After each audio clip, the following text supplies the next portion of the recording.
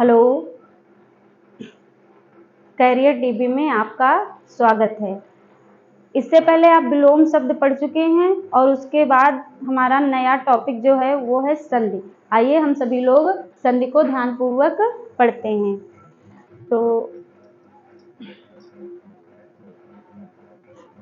संधि, आपको ये दिख रहा है संधि, ये हमारा टॉपिक है संधि।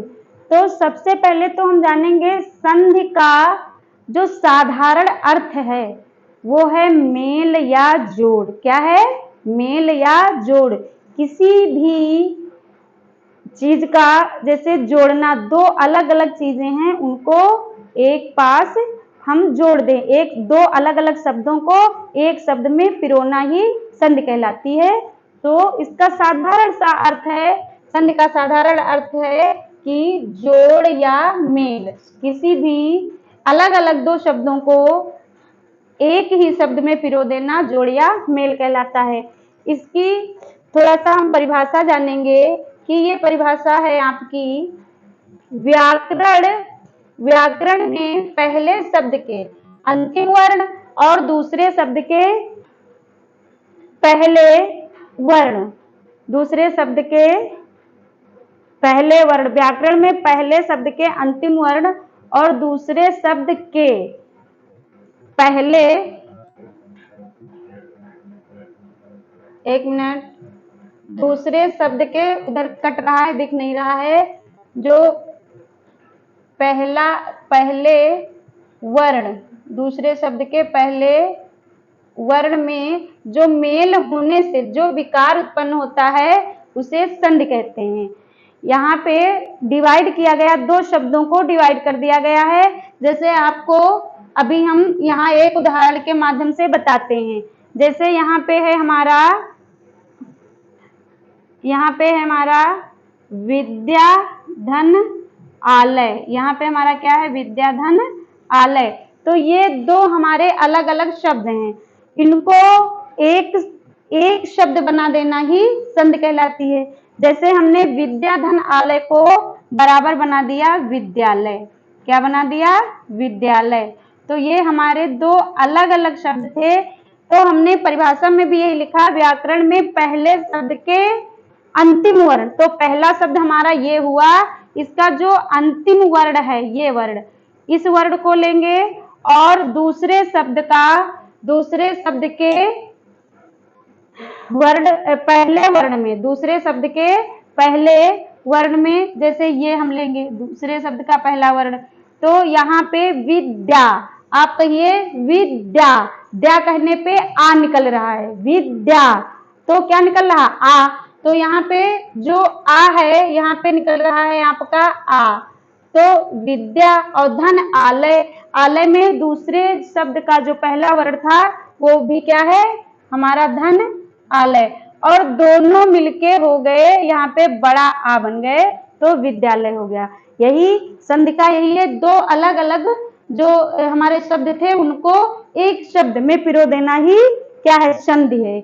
अब थोड़ा सा हम आपको और बताना चाहेंगे, जैसे प्रश्न आ जाए कि संधि शब्द में उपसर्ग कौन सा है? आपको पता है उपसर्ग क्या होता है? शब्द के पहले जिन चीजों, शब्द के पहले यदि कोई भी शब्द, मतलब शब्द के पहले जो चीजें हम ऐड करते हैं वो उपसर्ग कहलाती हैं, और शब्द के बाद में जो सब चीजें हम जोड़ते हैं वे प्रत्यय कहलाती हैं। तो अगर इसमें आपका ये दिया हुआ है संधि, इसमें पूछा जाए कि उपसर्ग क्या है, तो यहाँ पे आपका है उपसर्ग, ये यहाँ पे मैं लिख रही हूँ, देखिए जैसे आपका ये संधि है, शब्द आपका है संधि, इसमें आपसे पूछा जाए उपसर्ग, क्या पूछा जाए? उपसर्ग।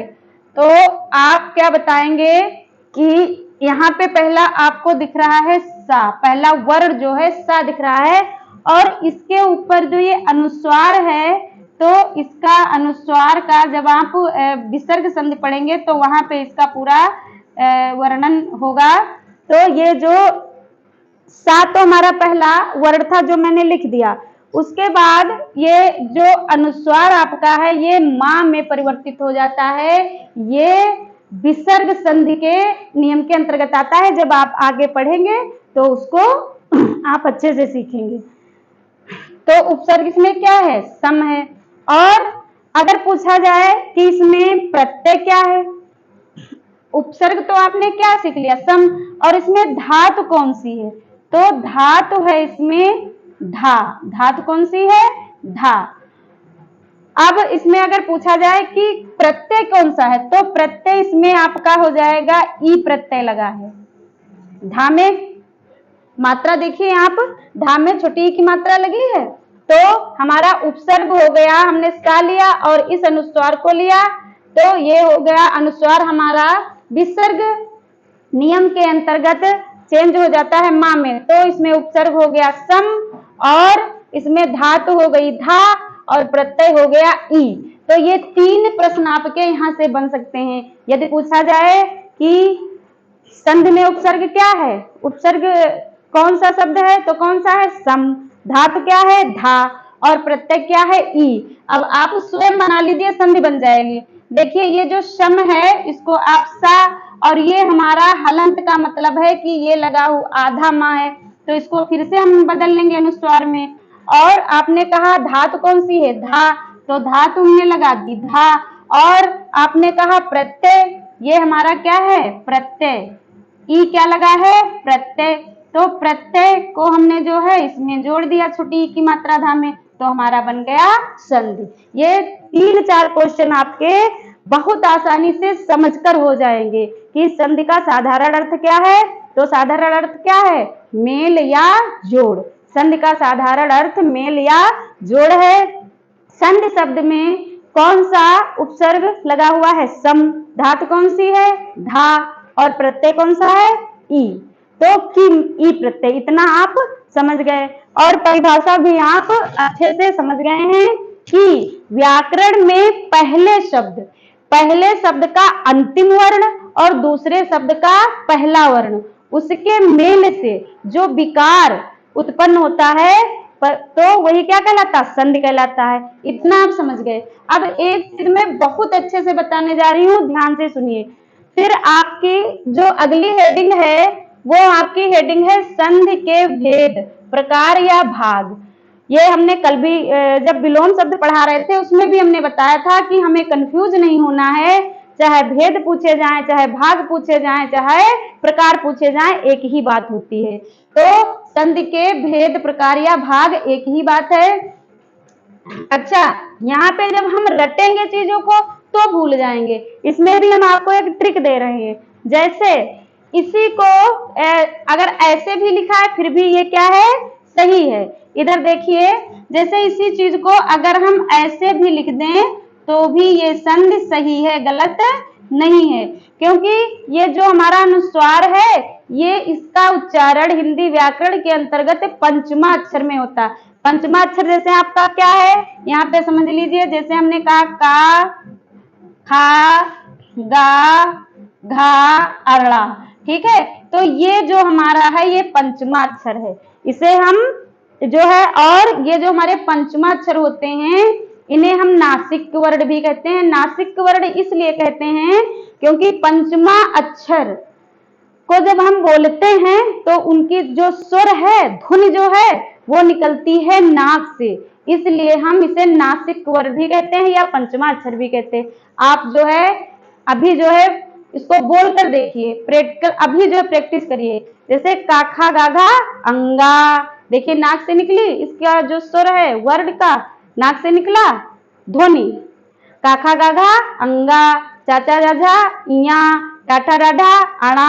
आप बोल के देखिए, जो हमारा पंचमा अक्षर है तो ये हमारा इसकी जो ध्वनि है वो निकलती है नाक से, इसलिए हम जो है ये हमारा जो अनुस्वार है ये नाम में भी परिवर्तित हो सकता है। इसलिए जो है यहाँ पे ऐसे भी यदि संधि लिखेंगे तो गलत नहीं है। एक हम ट्रिक बता रहे हैं आपको, आप बताएं कि इसमें कितने वर्ण हैं, बताइए, गिन के बताइए कितने वर्ण हैं। देखिए यहाँ पे ये एक वर्ण हुआ, ये 2 वर्ण हुआ है, तो ये आधा, लेकिन वर्ण तो 2 है, और ये 3, कितने वर्ण हुए? 3। तो हम जो है कह देंगे कि संधि के कितने प्रकार होते हैं, 3। अगर इसमें भी आप निकालना चाहें तो निकाल लेंगे। देखो पहला हमारा सा और दूसरा है धा और तीसरा जो है ये, इसका भी तो हमने जब यहाँ पे उपसर्ग हमने बनाया था तो माँ हमारा आया था लेकिन आधा हो गया था। ये माँ हमारा क्या रहेगा, हलंत लगने से ये आधा हो जाता है, तभी 3 ही वर्ण आ रहे हैं। तो यदि हम कभी भूल जाए तो तुरंत हम अपना दिमाग ले जाएंगे संधि। संधि लिखने में 3 वर्ण बने हुए, कितने वर्ण संधि लिखा हुआ है, संधि जो है 3 वर्णों से लिखा है, इसलिए संधि के कितने प्रकार होते हैं, 3 प्रकार होते हैं। ऐसे हमें याद रहेगा। अब 3 प्रकार होते कौन से हैं, आइए ये देखते हैं। पहला हमारा है स्वर संधि, क्या है, स्वर संधि। दूसरा है व्यंजन संधि, तीसरा है विसर्ग संधि। ये हमारे मेन जो हैं मुख्य रूप से, अगर आपसे क्वेश्चन, इसमें भी क्वेश्चन बनेगा, अगर आ जाए कि मुख्य रूप से संधि के कितने भेद होते हैं, तो कितने भेद होते हैं, 3। अगर पूछ लिया जाए कितने प्रकार होते हैं तब भी 3, और कितने भेद होते हैं या कितने भाग होते हैं या कितने प्रकार होते हैं, तो 3 ही होते हैं। उसमें से पहला हमारा क्या है, स्वर संधि। पहला हमारा क्या है, स्वर संधि। दूसरा है विसर्ग संधि और तीसरा है हमारा व्यंजन संधि। कुछ भी ले लें, स्वर संधि, व्यंजन संधि और विसर्ग संधि, इतना आपने जाना। अब हम जो आपकी पहली संधि है, पहली संधि कौन सी, ये जो आपकी स्वर संधि है, तो स्वर संधि के 5 भेद होते हैं। कितने भेद होते हैं, 5। जो स्वर संधि हमारी है, तो स्वर संधि जो है ये 5 प्रकार की होती है स्वर संधि। इसमें भी यदि आप कहीं भूल जाओ तो अपने याद करने के लिए हम इसमें भी ये ट्रिक निकाल सकते हैं। कैसे, जैसे इसको हम अलग अलग कर लें, ये जो हमारा ये स्वर है इसको हम अलग अलग, देखिए यहाँ पे समझा रहे हैं, आप ध्यान से इसको देखिए।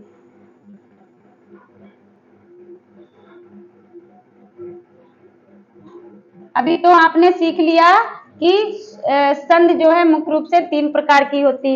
अब हम बता रहे हैं जो पहली हमारी स्वर संधि है, इसके कितने हमने बताए आपको, भाग कितने बताए, स्वर संधि के हमने आपको बताए हैं कि 5 प्रकार होते हैं। कैसे, आइए देखें।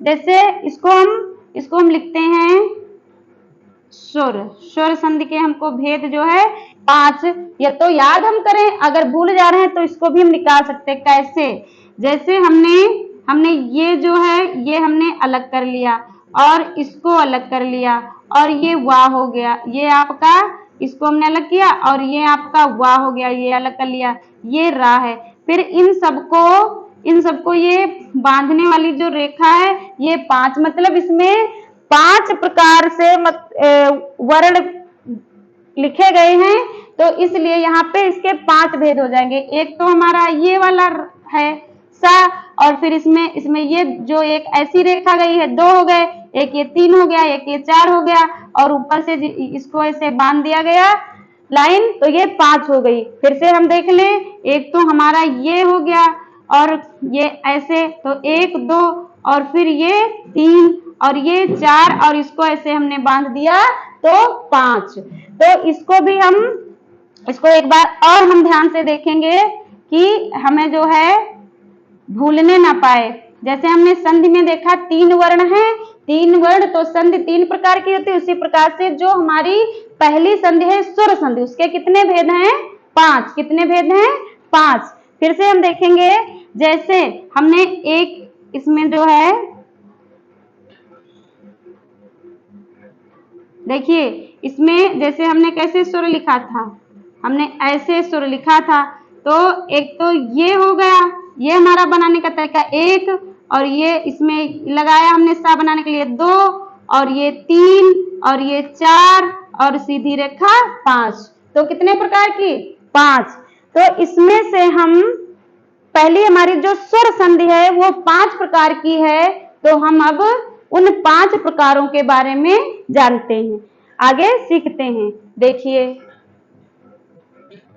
इतना आपने अच्छे से सीख लिया, एक बार और हम इसे रिपीट किए दे रहे हैं कि संधि शब्द जो है वो संधि शब्द का साधारण अर्थ है मेल या जोड़।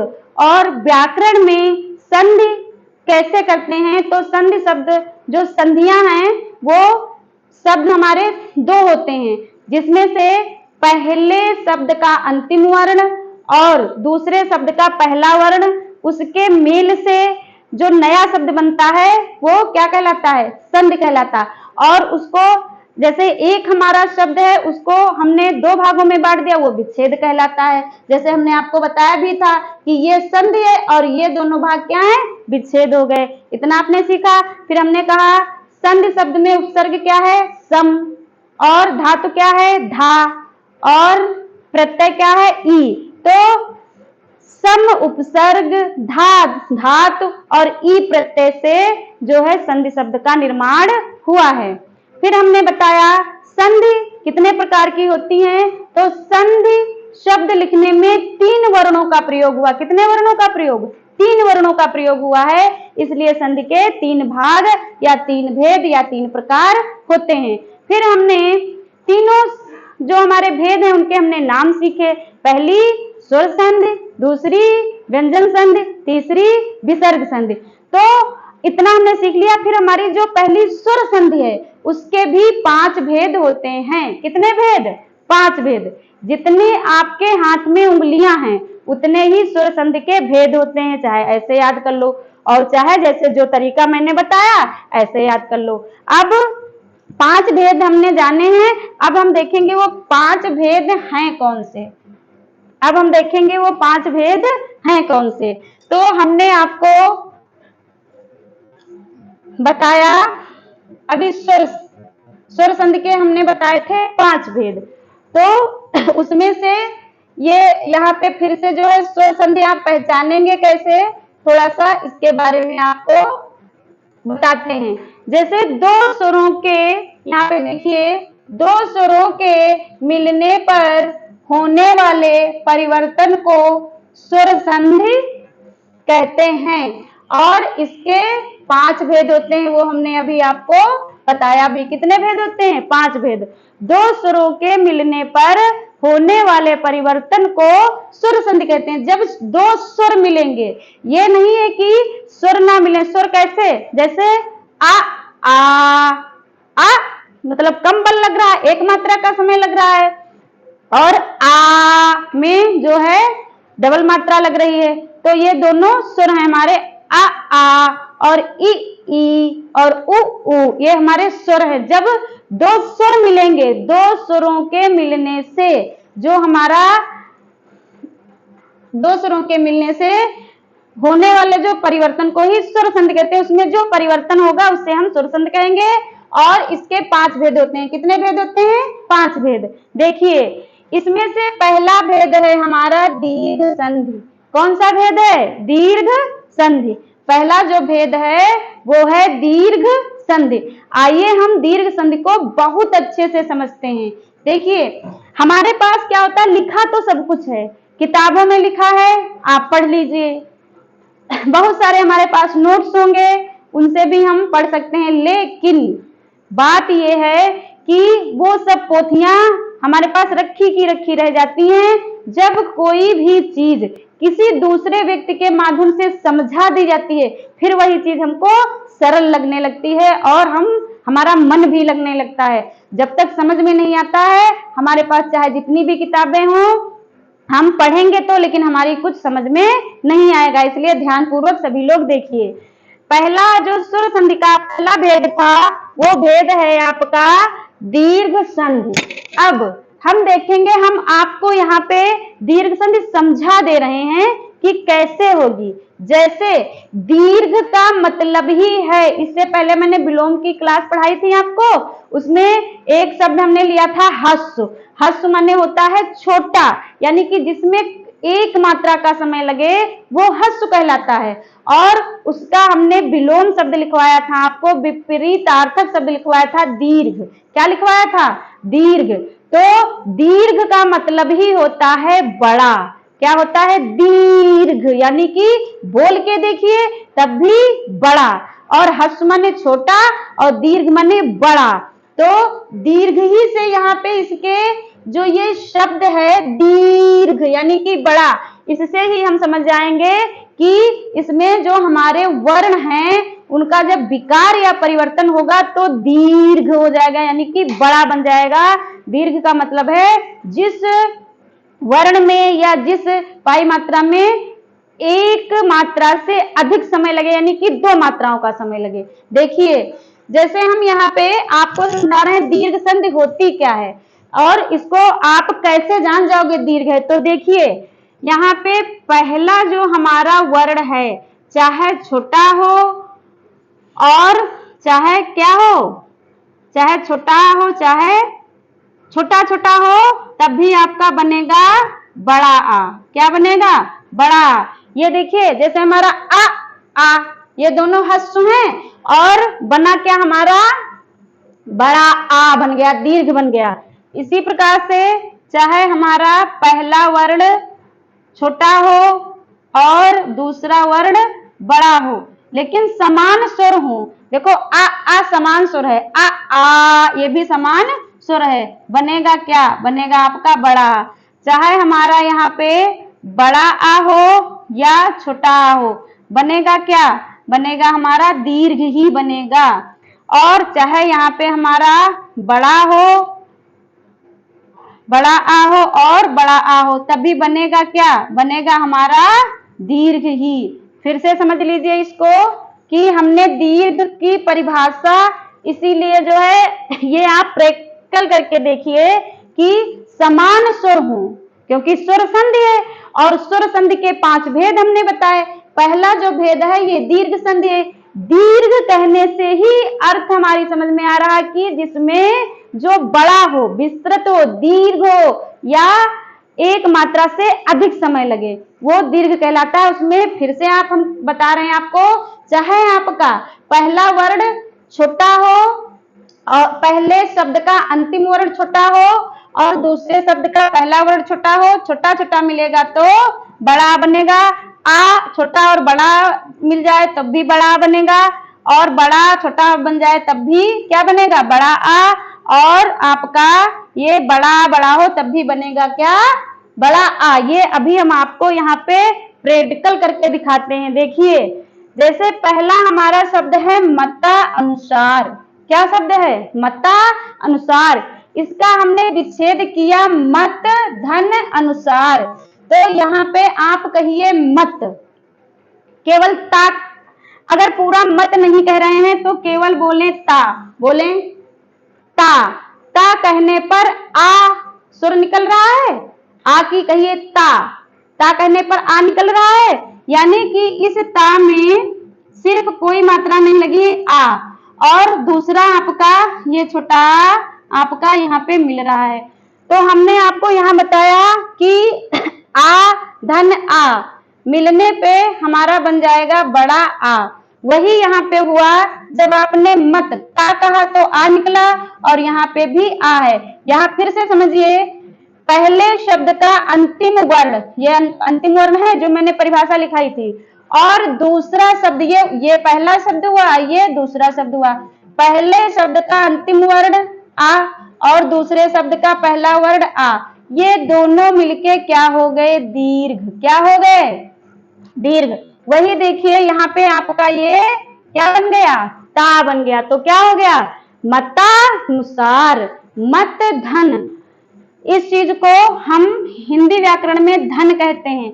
वैसे तो आप मैथ में इसको प्लस कहते हो, प्लस, और इसको हम जो है हिंदी व्याकरण के अनुसार कहते हैं इसको धन। तो मत धन अनुसार बराबर मता अनुसार। अब अभी आपको अगला भी हम जो है अभी यहाँ पे दिखा रहे हैं कि कैसे। देखिएगा अभी ये आप समझ गए, मत धन अनुसार बराबर मता अनुसार। तो ये क्या हो जाएगा? ये हमने आपको भी समझाया था।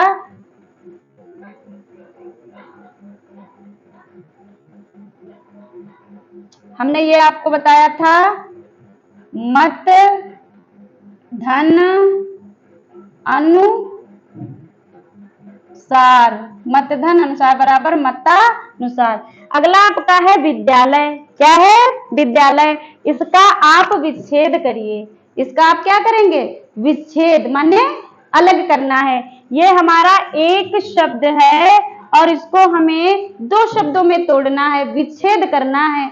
और जब दो शब्दों को, ये दो शब्द है, इनको जब एक शब्द बनाना होता है तो ये क्या है, संधि है। क्या है ये, संधि है।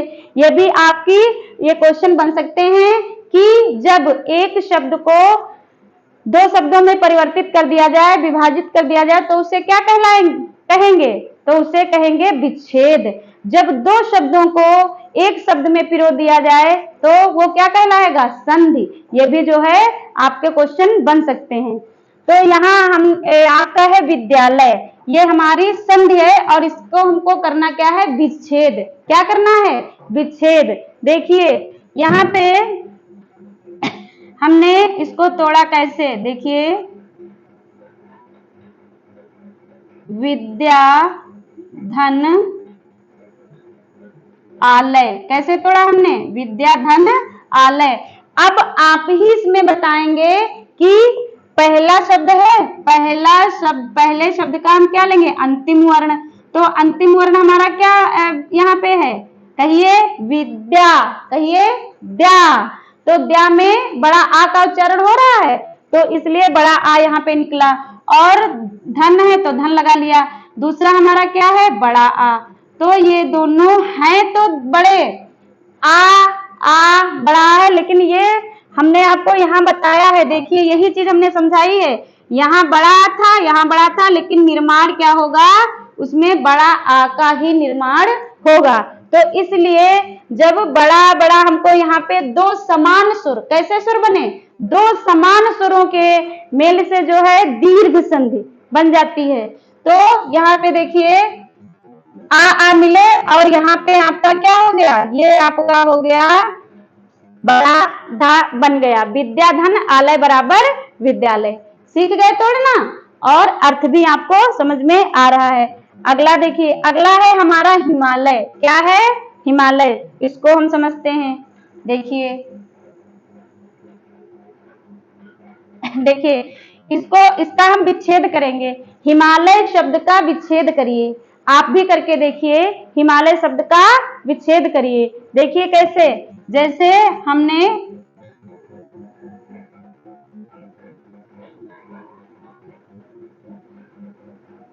यहाँ पे इरेज हो गया, ठीक। हिमालय शब्द का करिए विच्छेद। जैसे इसका हमने विच्छेद क्या किया, हिम धन आलय, हिम धन आलय, ये हमने विच्छेद किया, हिम धन आलय। तो देखिए आप कहिए, ये जो पहले शब्द का अंतिम वर्ण, कहिए माँ, बोलिए माँ। माँ कहने पर क्या निकला, क्या निकला, आ। माँ कहने पर निकला आ। तो यहाँ पे ये आ हमारा हो गया। और धन, फिर ये है आलय, तो दूसरे शब्द का पहला वर्ण लेंगे तो यहाँ से हमारा बड़ा मिल गया। लेकिन पहला तो हमारा हस्व है, दूसरा दीर्घ है स्वर, लेकिन बनेगा क्या, परिवर्तन क्या होगा, दीर्घ में ही बड़ा आ ही बनेगा। ये भी हमने आपको यहाँ बताया। देखिए पहला हमारा क्या था, छोटा, दूसरा हमारा, दूसरे शब्द का अंतिम वर्ण हमारा कौन सा मिला, बड़ा। तो दोनों को मिलकर जो है क्या बन गया, बड़ा। इसलिए देखिए हिम धन आलय बराबर हिमालय, यहाँ पे दीर्घ सुर का निर्माण हो गया। इसलिए यहाँ पे कौन सी संधि है, दीर्घ संधि है। समझ गए सभी लोग, इसलिए यहाँ पे कौन सी संधि है, दीर्घ संधि है। आइए अगला उदाहरण हम समझते हैं।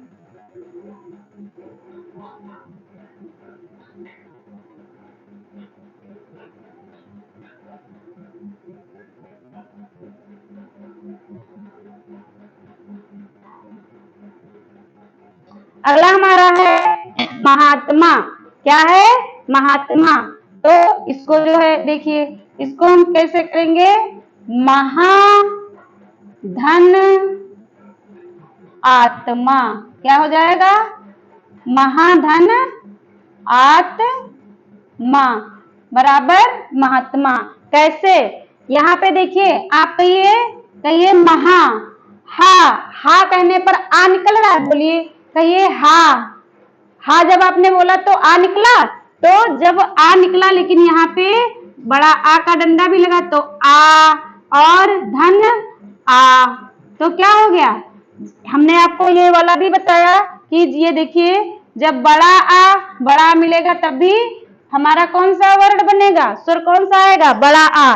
तो महाधन आत्मा बराबर ये यहाँ पे आपका दीर्घ हो गया, इसमें आपका महाधन आत्मा बराबर महात्मा ये दीर्घ हो गया। अच्छा, अब एक चीज हम और इसमें आपको बताना चाहेंगे, इधर देख लीजिए। जैसे अब आप कहेंगे कि यहाँ पे अगला हमारा है कवींद्र, अगला हमारा जो शब्द है, जो संधि है वो क्या है? कवींद्र। तो आप कहेंगे कि इसमें जो है आ नहीं मिल रहा है। हाँ, इसमें आ नहीं मिल रहा है। हमने बताया ना कि ये जो आपकी दीर्घ संधि है इसमें 3 जो है स्वर वर्णों को लेते हैं।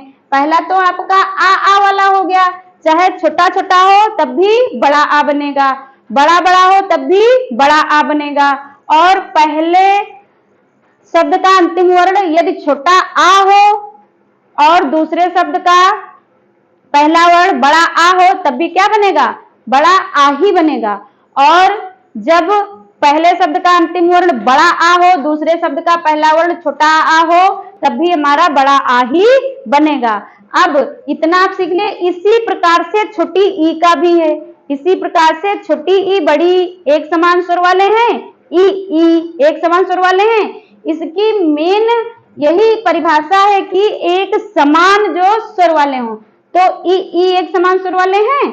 आइए इसका भी हम यहाँ पे देख लेते हैं। देखिए, जैसे आपका पहले शब्द का अंतिम वर्ण छोटी छोटी होगा तब भी बनेगा क्या? बड़ी ई बनेगा।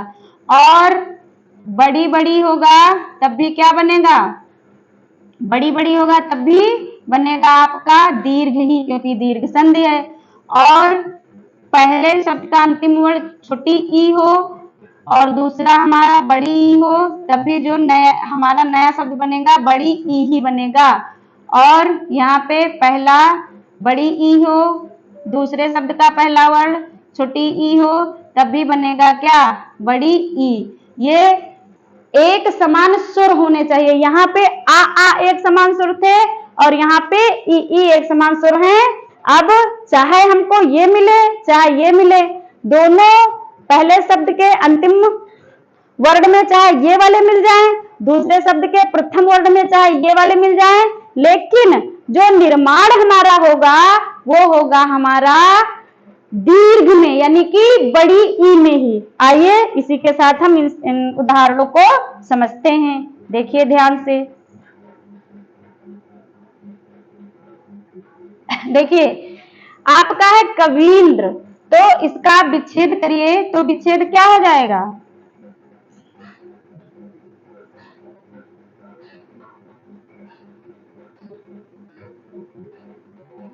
विच्छेद इसका हो जाएगा कवि धन इंद्र, कवि धन इंद्र।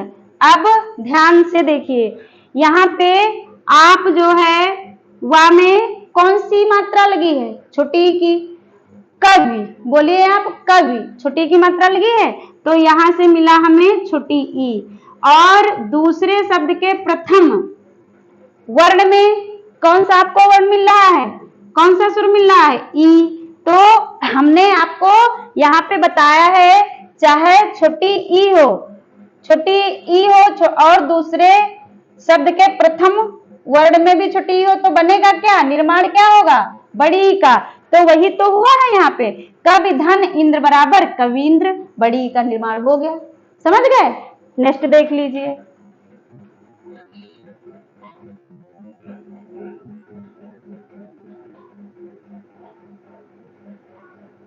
नेक्स्ट देखिए, नेक्स्ट आपका है जैसे रविंद्र, तो इसको भी हम क्या कर लेते हैं? इसका भी हम विच्छेद करते हैं। क्या करते हैं? विच्छेद। देखिए, जैसे ये हमारा है रवि धन इंद्र, रवि धन इंद्र क्या है? रवि धन इंद्र। तो देखिए यहाँ पे आपको छुट्टी मिला और दूसरे शब्द के प्रथम वर्ण में छुट्टी मिला। हमको पता है जब छोटी छोटी हमको समान स्वर मिले तो निर्माण क्या हो जाएगा, बड़ी ई दीर्घ का निर्माण हो जाएगा। वही यहाँ भी हो गया रविंद्र। समझ गए। इसी प्रकार से अभी नेक्स्ट इसमें सिर्फ जो है 3 वर्णों को लेते हैं। स्वर जो है हमारे सिर्फ 3 आते हैं। कौन से? आ और ई, मतलब छोटा बड़ा ये समान स्वर हैं, छोटी बड़ी समान स्वर हैं और छोटाऊ बड़ाऊ समान स्वर हैं। उसके भी उदाहरण हम समझ लेते हैं। देखिए अब यहाँ पे उदाहरण हमारा ये दिया हुआ है। आप कहेंगे मैम इसमें ना तो हमें छोटा आ और बड़ा मिल रहा है, ना तो छोटी और बड़ी मिल रही। तो हमने बताया 3 वर्ण, यहाँ पे हम देखते हैं दीर्घ संधि में 3 वर्ण। वो आपके 3 वर्ण कौन से हैं यहाँ पे देख लीजिए। पहला आपका जो है ये एक समान, छोटा और बड़ा। दूसरा आपका है छोटी और बड़ी। और तीसरा वर्ण आपका है छोटाऊ और बड़ाऊ। लेकिन ये समान स्वर होने पे चाहे हमको ये पहले शब्द के अंतिम वर्ण में हमको ये मिलेंगे और दूसरे शब्द के प्रथम वर्ण में ये मिलेंगे, लेकिन इनका निर्माण जो हमारा रहेगा वो दीर्घ ही रहेगा। क्या रहेगा? दीर्घ ही। देखिए जैसे सूति, तो यहाँ पे हम क्या कैसे विकसित करेंगे? देख लीजिए, सुधन उक्ति, सुधन उक्ति। अब हम आपको यहाँ पे दिखाते हैं कैसे। यहाँ पे आप कहिए सु, सु आपने कहा तो यहाँ पे मिला क्या हमको? हमको मिला यहाँ पे बड़ा ऊ, और ये हमको क्या मिला? बड़ा ऊ। ये यहाँ पे हमको छोटा ऊ मिला और यहाँ पे हमको बड़ा ऊ मिला। लेकिन हमने जैसे आपको हमने बताया कि छोटा छोटा का जैसे हमने बताया, वैसे हमने छोटी बड़ी का बताया, उसी प्रकार से छोटाऊ बड़ाऊ का भी हम बताए दे रहे हैं। आप देखिए यहाँ पे देखिए पहले शब्द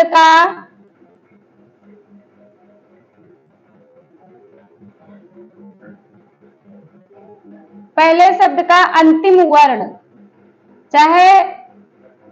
चाहे छोटाऊ हो, छोटाऊ, और दूसरे शब्द का पहला वर्ण छोटाऊ छोटाऊ हो तो बनेगा क्या? बड़ाऊ। ठीक है। इसी प्रकार से यदि बड़ाऊ बड़ाऊ होंगे दोनों वर्ण तो क्या बनेंगे? बड़ाऊ। और पहला जो है आपका छोटाऊ और बड़ाऊ होगा तो क्या बनेगा? बड़ाऊ। और चाहे हमारा बड़ाऊ और छोटाऊ होगा तब भी बनेगा क्या? बड़ा ऊ। जैसे हमने आ में बताया उसी प्रकार से ई में है और उसी प्रकार से छोटाऊ बड़ाऊ में है। तो इसीलिए यहाँ पे पहला हमारा बड़ाऊ है, दूसरा छोटाऊ है, लेकिन जो निर्माण होगा वो बड़ा ऊ में ही होगा। देखो यहाँ पे हमारा क्या है? बड़ाऊ और छोटाऊ ये वाला हमारा फॉलो कर रहा है। दूसरा है भूर्जा। क्या है? भूर्जा। आइए हम इसको समझते हैं।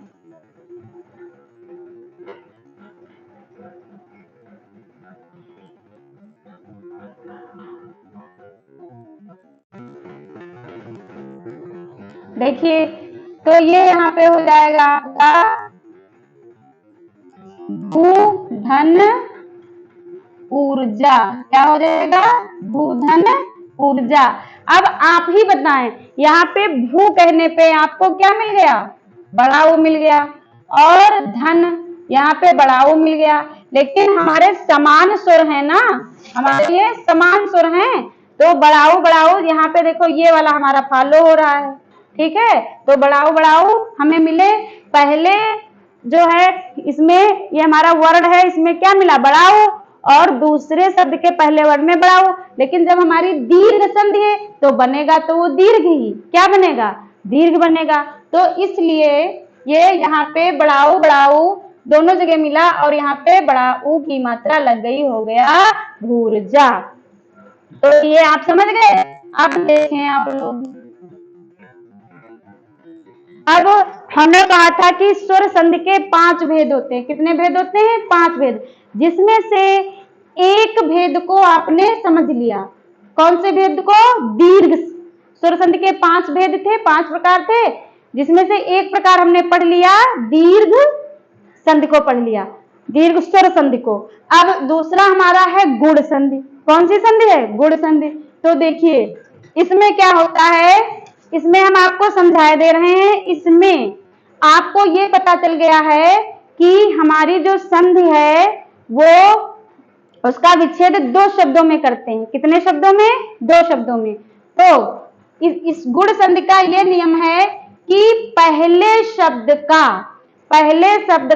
अंतिम वर्ण कैसा होगा? या तो छोटा होगा या तो बड़ा होगा। ध्यान से देखिए, पहले शब्द का शॉर्टकट हमने लिखी है, लेकिन आपको हम समझा देंगे, आप समझ जाएंगे। पहले शब्द का अंतिम वर्ण जो होगा वो या तो छोटा होगा या तो बड़ा होगा, और दूसरे शब्द का पहला वर्ण जो होगा वो जो है छोटी ई और बड़ी। यदि छोटी ई बड़ी होगा तो क्या बनेगा? ए। अभी हम इसको आपको समझा रहे हैं। देखिए यहाँ पे अभी हम आपको इसको बता रहे हैं कि गुण संधि में होता क्या है। ध्यान से इसको समझिए आप। देखिए गुण संधि में ये हम शॉर्टकट यहाँ पे आपको समझा रहे हैं, अच्छे से समझिए। देखिए हम बता रहे हैं गुण संधि के बारे में।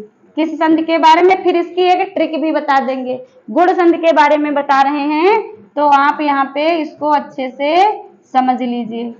गुण संधि के बारे, गुण संधि में पहले शब्द का अंतिम वर्ण कैसा होगा?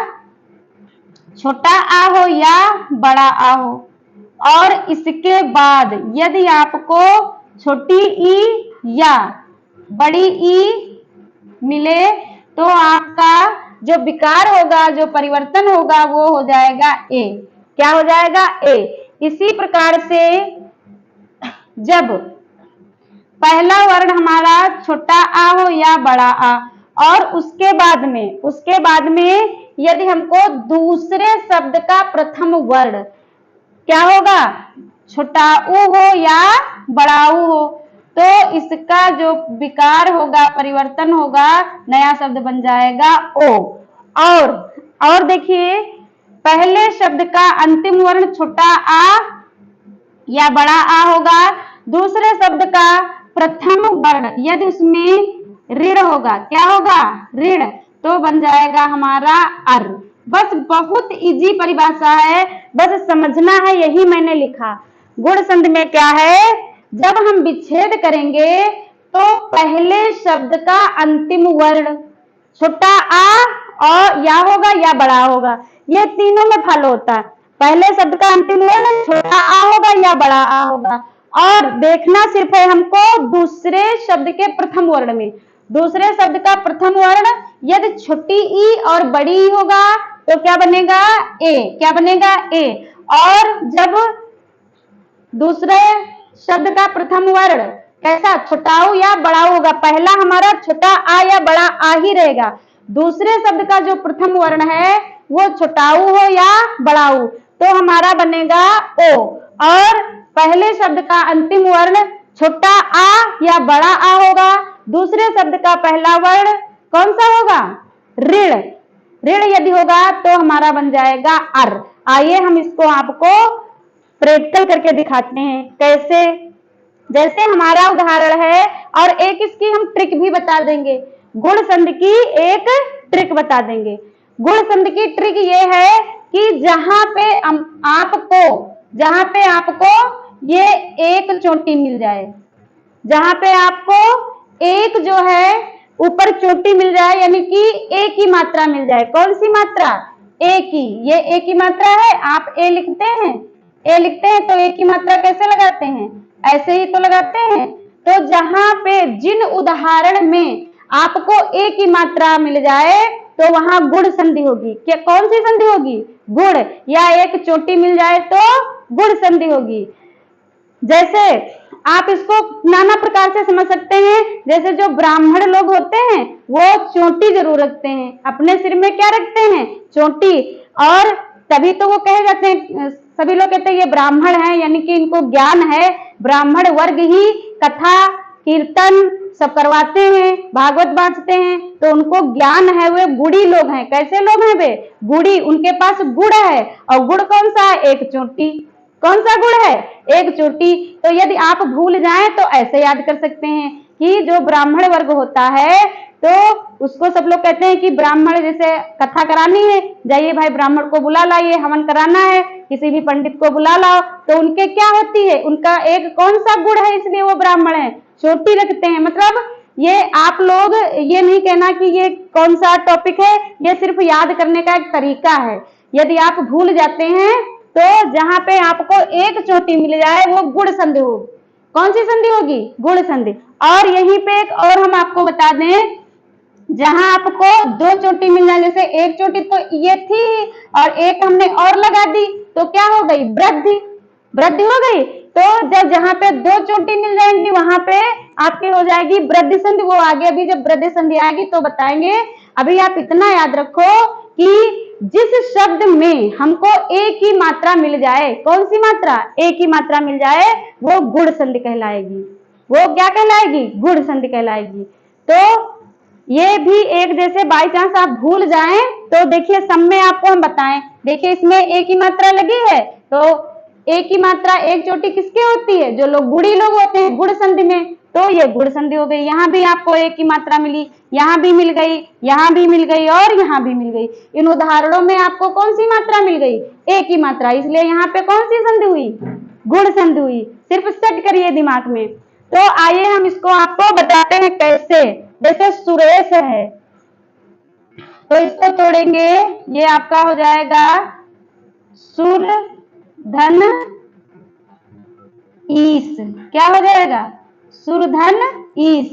कैसे? अब आप कहेंगे मैम कैसे? तो हमने आपको बताया रा कहिए, अब कहिए रा। रा आपने जब उच्चारण किया तो निकला आ, रा आ निकला। तो पहला शब्द देखो हमारा क्या मिल गया? आ मिल गया। दूसरा है बड़ी, दूसरा क्या है? बड़ी। तो यही हम आपको समझा रहे हैं। तो ये हमारा जो प्रथम शब्द था उसका जो अंतिम वर्ण है, ये हमको रा कहने पर आ मिला, और फिर दूसरे शब्द का प्रथम वर्ण हमारा क्या मिला? बड़ी। तो हमने बताया है कि जब हमें प्रथम शब्द के अंतिम वर्ण में आ मिले और दूसरे शब्द के प्रथम वर्ण में क्या मिले? बड़ी मिले या छोटी मिले, तो क्या बन जाएगा? ए हो जाएगा। तो ए की मात्रा आप ऐसे ही तो लगाते हैं, इसलिए ये हमारे नियम वहां से देखिए फॉलो हो रहा है। इसलिए सुर धन ईस बराबर, यहाँ पे छोटा आ मिला, यहाँ पे बड़ी, और छोटा आ और बड़ी ई मिलके ए का निर्माण। यहाँ पे ये देखो एक चोटी मिल गई, इसलिए यहाँ पे कौन सी संधि है? गुड़ संधि। कौन सी संधि है? गुड़ संधि। आइए दूसरा उदाहरण समझे, है महेश। तो ये टूटेगा हमारा महा धन ईस, महाधन ईस। अब कहेंगे मैम यहाँ तो बड़ा मिल गया, तो हमने बताया नहीं कि पहले शब्द का अंतिम वर्ण छोटा आ भी हो सकता है और बड़ा भी हो सकता है, यही तो मैंने यहाँ बताया आपको। तो यहाँ पे महा हा आपने कहा तो बड़ा निकला, तो यहाँ देखो हमको बड़ा मिल रहा है। फिर यहाँ पे ईस, दूसरे शब्द का प्रथम वर्ण क्या मिला? हमारा बड़ी। तो हमारा क्या बन गया? ए बन जाएगा। तो देखो वह नियम जो मैंने बताया यहाँ पे फॉलो हो रहा है। तो क्या हो गया? बड़ा आ और बड़ी ई मिलके ए का निर्माण हो गया। एक चोटी मिल गई। जिसके पास एक चोटी होती है वो गुड़ी होते हैं, गुणवान लोग होते हैं, इसलिए ये गुण संधि है। कौन सी संधि है? गुण संधि। समझ गए अच्छे से? आइए अगला उदाहरण समझते हैं। अगला उदाहरण है दिनेश। तो ये क्या हो जाएगा? बताइए। अगला उदाहरण हमने क्या आपको लिखाया? अगला उदाहरण है दिनेश। तो ये क्या हो जाएगा? देखिए ये हो जाएगा हमारा दिन धन ईश।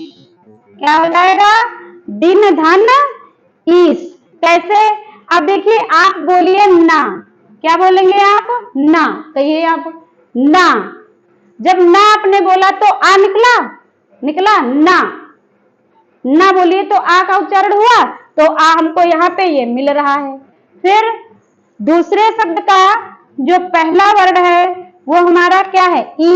तो देखिए ई भी हमको यहाँ पे मिल रहा। तो जब छोटा आ और छोटी ई हमको मिल जाए विच्छेद के बाद तो हमारा एक में बदल जाता है। तो देखिए ने हो गया हमारा, तो दिन धन इस बराबर दिनेश।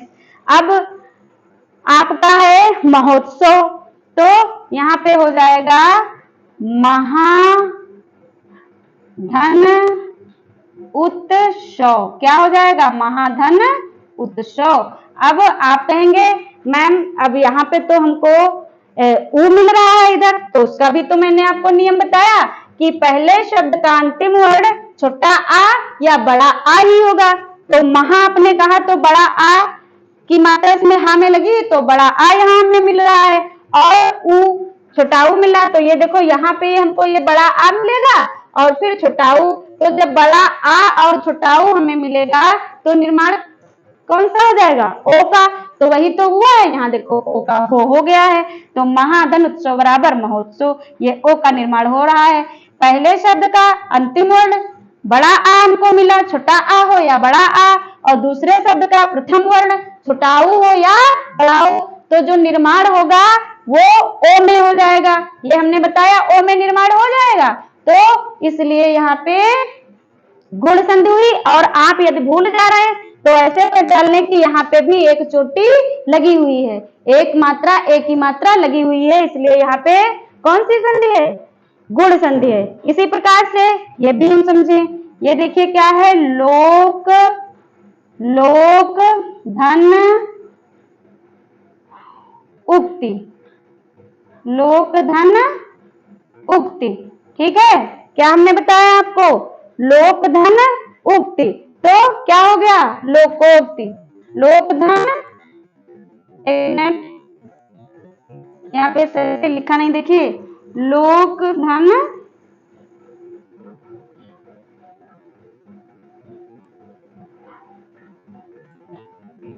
देखिए यहाँ पे महाधन उत्सव था, यहाँ पे लोक धन उक्ति, लोक धन उक्ति दिख रहा है इसे? लोक धन उक्ति।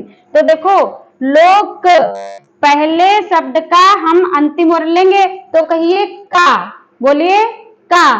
तो का कहने पर जो है आ का उच्चारण हुआ, तो आ हमें यहाँ पे मिल रहा है। फिर यहाँ पे हम जो है लिख लेते हैं आ हमें यहाँ पे क्या है? ये मिल रहा है।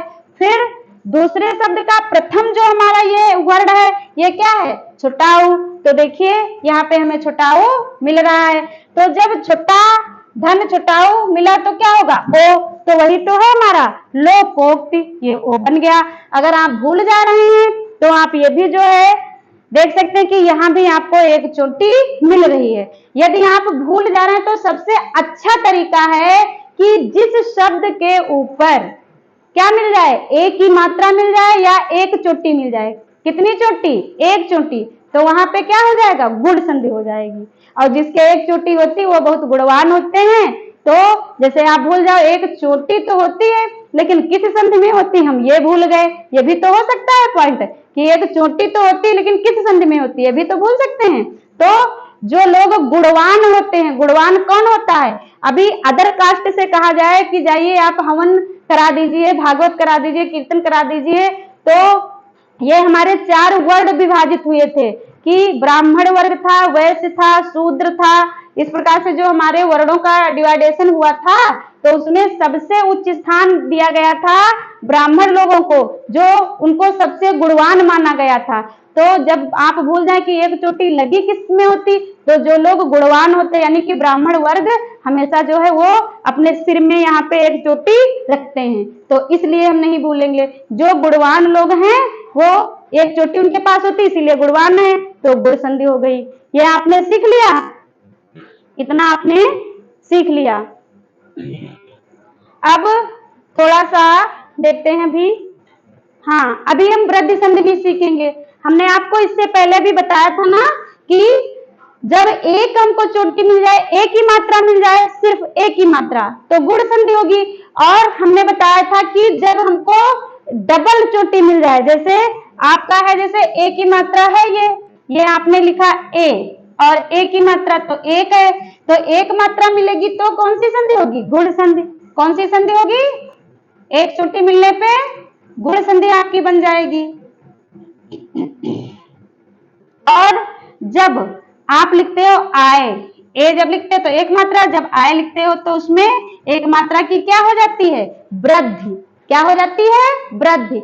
ए में तो एक मात्रा लगती है और जिसमें एक मात्रा लगती है वो क्या है?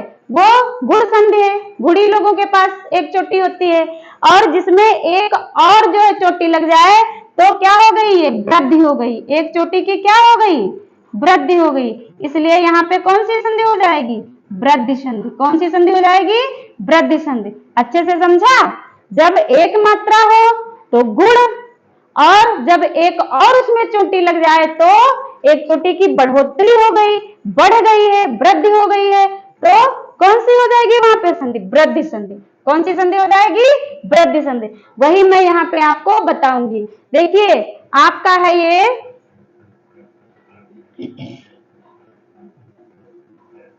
हमने आपको बताया, आपने स्वर संधि के 5 भेद पढ़े थे, जिसमें से आपने दीर्घ संधि पढ़ लिया, जिसमें दीर्घ सब हो जाता है, सब बड़ा हो जाता है, और गुण संधि पढ़ लिया। गुणवान कौन होता है? जिसके एक चोटी होती है, वो पढ़ लिया। अब जब एक और चोटी की वृद्धि हो जाए तो वो वृद्धि संधि, जब बढ़ जाए या वृद्धि हो जाए तो वो कौन सी संधि हो जाएगी? वृद्धि संधि हो जाएगी। Very good. तो वृद्धि संधि के बारे में हम आप जानेंगे। पहले ही आप समझ लीजिए। देखो जब मैंने गुण संधि बताया था तो वहां एक चोटी लगी थी तो वो गुण संधि है।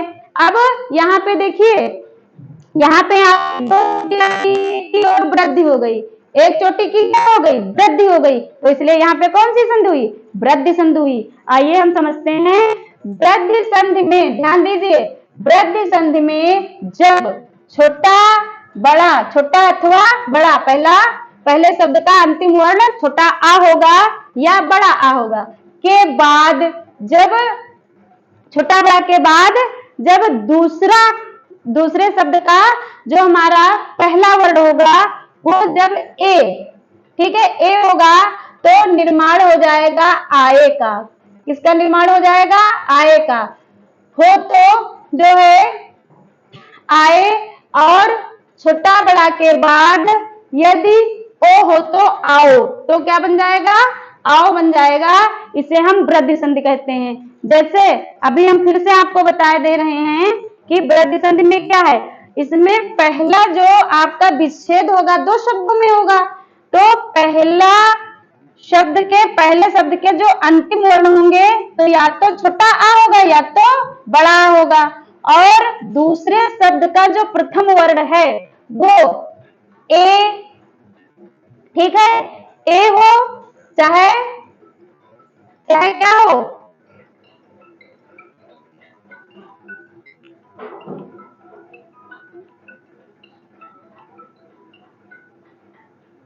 ए हो चाहे आए हो, लेकिन हो क्या जाएगा? वो वृद्धि हो जाएगी। कौन क्या हो जाएगा? वृद्धि। इसी प्रकार से पहला जो हमारे ये छोटा आ या बड़ा होगा और दूसरे शब्द का पहला वर्ण, जब पहला वर्ण होगा वो कौन सा होगा? उसके बाद मतलब ये वृद्धि हो जाएगी आओ। उसके छोटा बड़ा के बाद जब ओ होगा, क्या होगा? क्या होगा? ओ होगा, तो क्या बन जाएगा? आओ। क्या बन जाएगा? आओ। यहाँ पे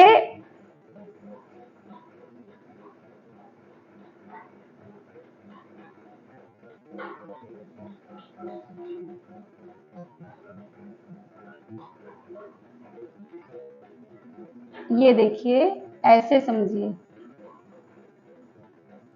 वृद्धि यानी कि वृद्धि हो जाएगी। ठीक है, सीधे आप ऐसे समझो, क्या हो जाएगी? वृद्धि हो जाएगी। ठीक है, तो आइए हम उदाहरण के माध्यम से समझते। सबसे पहले तो हम यही सीख लेंगे कि जहां पे हमको एक चोटी अगर लगी तो गुण संधि, और यदि एक चोटी की और वृद्धि हो जाए तो वृद्धि संधि हो जाएगी। बस इतना समझना है। अब यहाँ हम समझते हैं। देखिए जैसे हमने कहा एक धन एक, एक धन एक, तो का कहिए। आप कहिए का, तो का कहने पे आपको आ मिला, क्या मिला? आ मिला। का कहने पे हम यहाँ चलो फिर से बताए ही दे रहे हैं। का जब आपने कहा तो आ मिला और धन पहला, फिर क्या मिला ए, क्या मिला ए। तो हमने कहा है कि पहले शब्द का अंतिम वर्ड छोटा आ हो या बड़ा आ हो तो छोटा आ मिल गया, और दूसरे शब्द का पहला वर्ड क्या होगा ए। तो हमारा ये ए में आप जानते हो कि जो है ए, तो ये क्या हो जाएगा, तो ये हमारा आए, जब आए हम लिखते हैं तो उसमें वृद्धि हो जाती है। जब आप ए लिखते हो तो एक मात्रा, और जब एक मात्रा लगा देते हो तो उसमें ऐसे ए, तो एक और आए में दो, आए में दो। तो वही देखिए यहाँ का में आ मिला और ए, ये दोनों निर्माण, ए में तो एक मात्रा होती है हमको पता ही है, और एक इसमें क्या हो गई, वृद्धि हो गई, तो इसलिए ये वृद्धि संधि हो गई। दूसरा देखिए, दूसरा उदाहरण है आपका सदा धन एव, क्या है सदा धन एव, ये टूटेगा हमारा सदा धन एव। तो देखिए सदा आप कहिए तो क्या मिला, बड़ा मिला, और यहाँ पे क्या मिला, ये ए मिला। तो हमको पता है कि ए में एक मात्रा तो लगती ही है, लेकिन यहाँ पे हमको वृद्धि करना है, एक और बढ़ा देनी है, तो ये हो जाएगा आपका यहाँ पे जो है आय हो जाएगा, और आय में क्या हो गया सदा धन बराबर एक मात्रा थी और एक की वृद्धि हो गई, तो हो गया सदा धन बराबर सदैव। आप तथेव देखिए तो इसका भी हो जाएगा क्या, तथा धन एव, क्या हो जाएगा तथा धन एव, इसमें भी बड़ा आ मिला, बड़ा आ मिला और धन ए मिला, तो हमको पता है क्या बन जाएगा, आय बन जाएगा। यहाँ पे तो आय जब लिखते हैं तो दो मात्राएं लगाते हैं, तो इसलिए आय की मात्रा क्या हो गई, यहाँ पे आय की मात्रा लग गई, यानी कि एक थी और एक की वृद्धि हो गई, तो वृद्धि संधि हो गई। फिर इसी प्रकार से आपको हमने ये वाला नियम बताया कि पहले शब्द का अंतिम वर्ण छोटा होगा या बड़ा होगा, और दूसरे शब्द का पहला वर्ण ओ होने पर आओ हो जाएगा, क्या हो जाएगा, आओ हो जाएगा। तो देखिए यहाँ पे भी आप समझ सकते हो, जैसे हमने कहा परम धन, परम धन औषधि, परम धन औषधि, तो परम धन औषधि, तो देखो परम माँ कहने पर आ मिला, तो आ हमको मिल रहा है, फिर या तो लिख ही ले, माँ कहने पर आ मिला, माँ तो आ मिला, और धन ओ, तो हमने जब बताया है कि पहले शब्द के अंतिम वर्ण में छोटा आ या बड़ा आ हो तो छोटा आ है, दूसरे शब्द का पहला वर्ण जो है ओ होने पर वृद्धि क्या हो जाएगी, आओ बन जाएगा, क्या बन जाएगा, आओ बन जाएगा। तो इसलिए देखिए परम धन औसत बराबर क्या, परम औषध, ये आओ यहाँ पे परम और औषधि, ठीक है, तो परम औषधि हो जाएगा, ठीक है, औषधि। अब अगला आप देखिए यहाँ पे ये आओ रहेगा, आओ परम धन औषधि बराबर परम औषधि, और यहाँ पे हमने बताया है कि आ और मतलब वो वृद्धि संधि में ही इसका ए ओ और आओ हो तो फिर आओ ही वृद्धि ही हो जाएगी। इसी प्रकार से क्या है महौषधि, तो यहाँ भी क्या हो जाएगा महा,